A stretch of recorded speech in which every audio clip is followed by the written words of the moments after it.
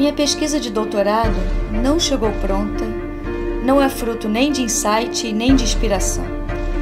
Foi preciso transcorrer 22 anos de minha vida para que uma velha inquietação minha se tornasse meu objeto de pesquisa.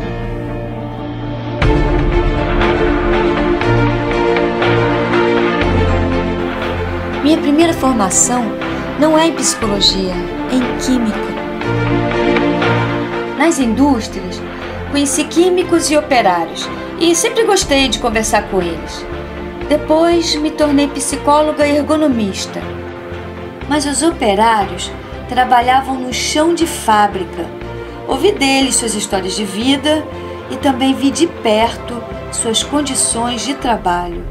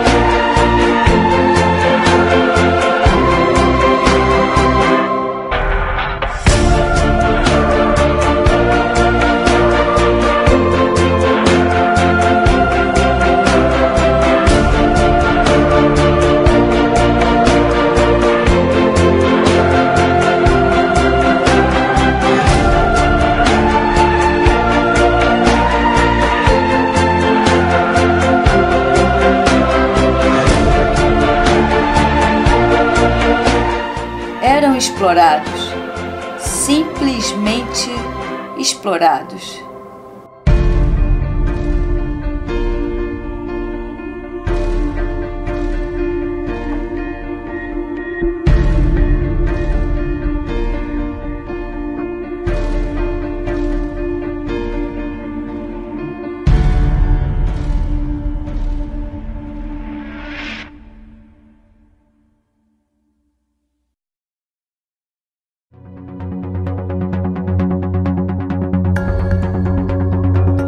A questão da exploração humana se tornou o início de minha pesquisa.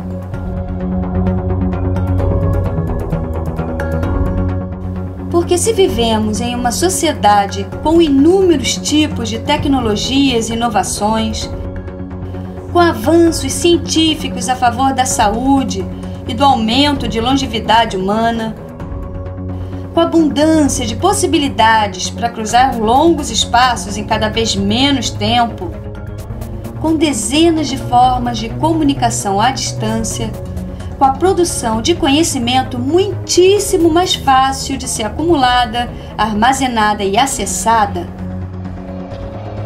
Como pode, ainda na atualidade, que os processos de sujeição, dominação e exploração tenham se tornado mais intensos e massivamente eficazes?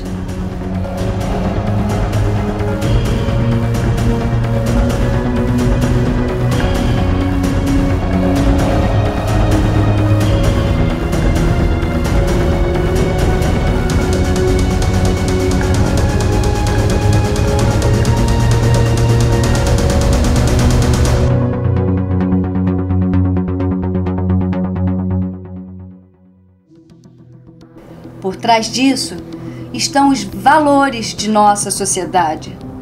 É preciso entender que somos formadores da sociedade em que vivemos, ao mesmo tempo em que essa sociedade nos forma. A isso chamamos de produção de subjetividade, um conjunto de processos que marcam traços em nós de forma que nós nos tornamos o reflexo do coletivo em que vivemos. Portanto, nossa sociedade também nos forma como sujeitos.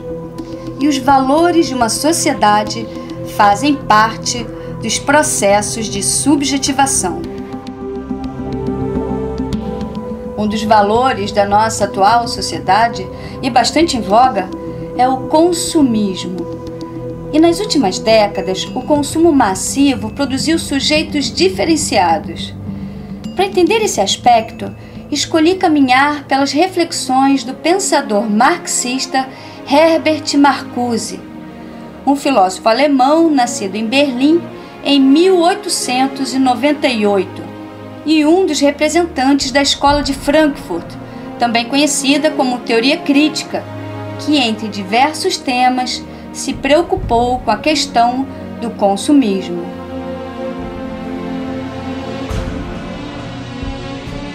No livro O Homem Unidimensional, Marcuse reconhece que a capacidade do sistema socioeconômico atual desenvolve formas de controle social cada vez mais eficazes. Entre essas formas de controle, temos uma produção de bens supérfluos cada vez maior, bens absolutamente desnecessários, mas que através da mídia cria-se massivamente uma suposta necessidade de tê-los, e assim redireciona-se as necessidades de prazer e satisfação da população, só que há prazeres sempre passageiros e que jamais trazem satisfação suficiente aos sujeitos. Além disso, essa dita oferta massiva produz a ilusão de uma falsa escolha, porque os indivíduos pensam que podem escolher livremente, quando na verdade são levados a escolher apenas o que é oferecido, onde só é oferecido o que convém à manutenção do sistema socioeconômico.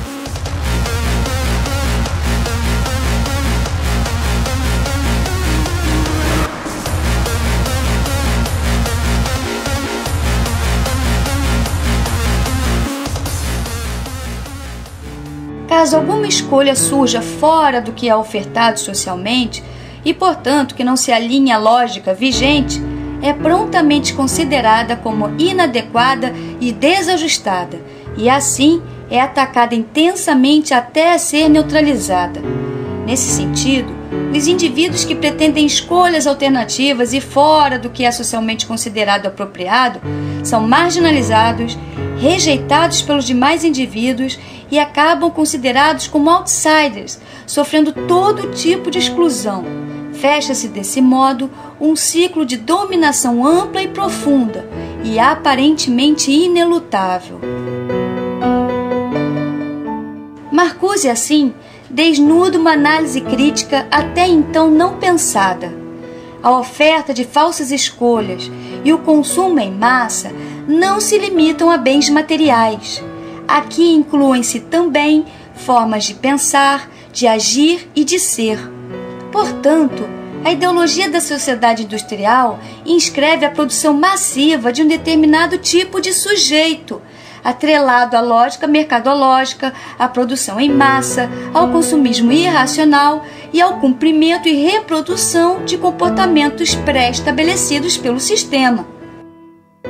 Para Marcuse, o resultado é que os indivíduos perdem a criticidade, anulam suas capacidades de produção criativa e autônoma, suas liberdades são suprimidas e suas subjetividades acabam se tornando planificadas, produzindo, por fim, o que Marcuse vai definir como o homem unidimensional, em que todos obedecem a padrões de ser, agir e pensar uniformes, arruinando qualquer clara possibilidade de escape.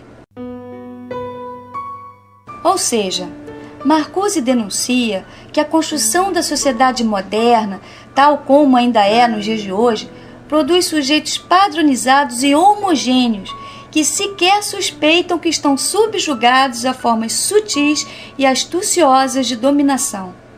E tampouco compreendem por que, mesmo abastecidos de bens e reconhecidos por cumprirem padrões de comportamento valorizados socialmente, não conseguem atingir a felicidade, nem pessoal e nem coletiva. Para Marcuse, essa tomada de consciência de que as pessoas não detêm a liberdade e são dominadas de modo imperceptível seria o primeiro passo e justamente o grande desafio para se começar alguma viabilização da passagem da sociedade repressiva para a não repressiva.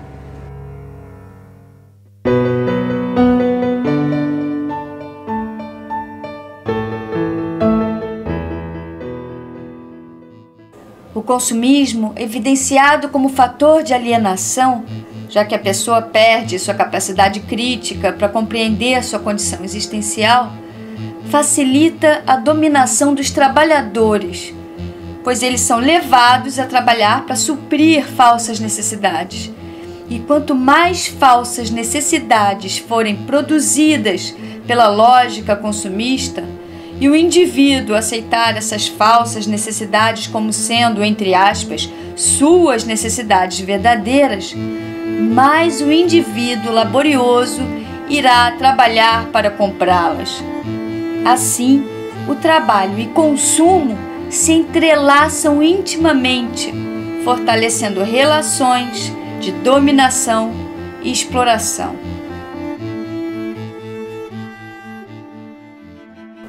Porém, o consumo não é o único fator alienante e facilitador de processos de dominação na sociedade atual. O tempo também pode ser um instrumento de alienação e exploração.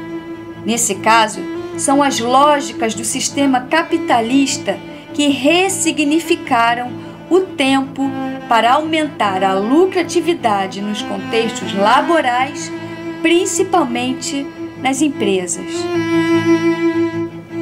As empresas desenvolveram mecanismos sofisticados que hipervalorizam um modo de trabalhar otimizado para ser absolutamente lucrativo e desenvolveram o culto da performance utilizando o tempo.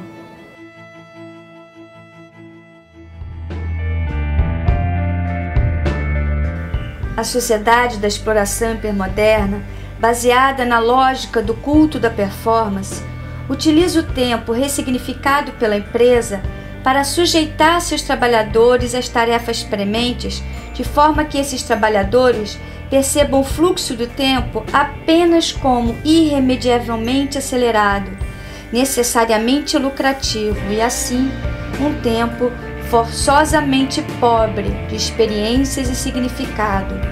Com isso, produz-se sujeitos laboriosos que não têm tempo para outras vivências além do trabalho, tornando-se também acríticos de sua própria condição existencial. Essa natureza acrítica da condição existencial não é gratuita e se origina naquilo que a socióloga e psicóloga francesa Nicole Albert designa como sistema managinaire. A palavra vem da aglutinação de duas outras, manager, gerente em inglês, e imaginaire, imaginário em francês.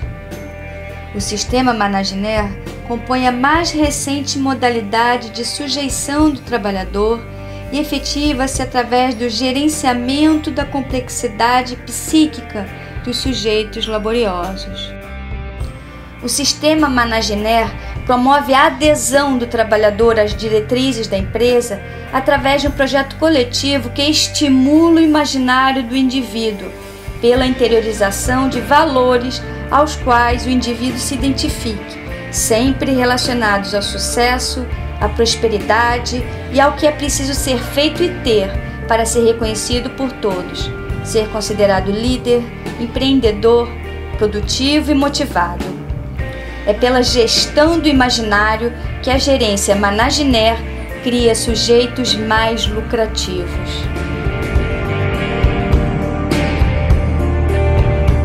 Todavia, o sistema managinaire gera diversos impactos psicofisiológicos com desdobramentos sociais, e entre eles o estresse da performance.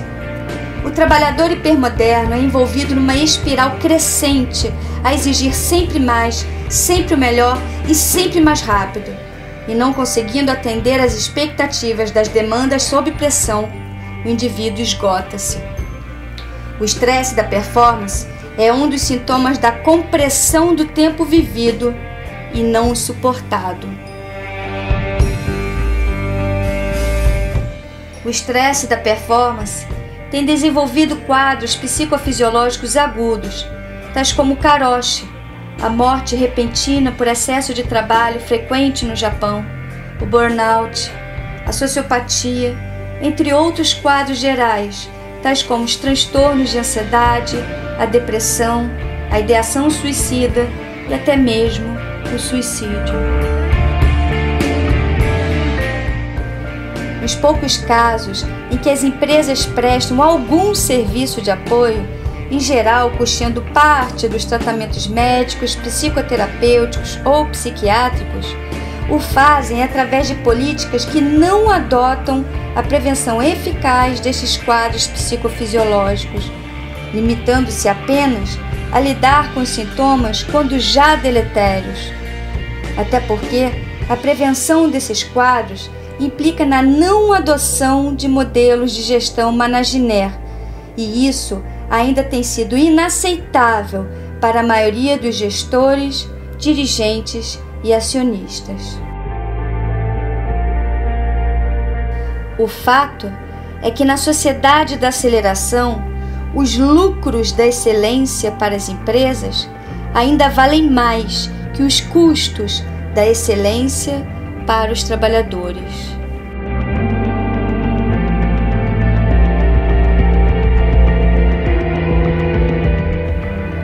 E o tempo segue.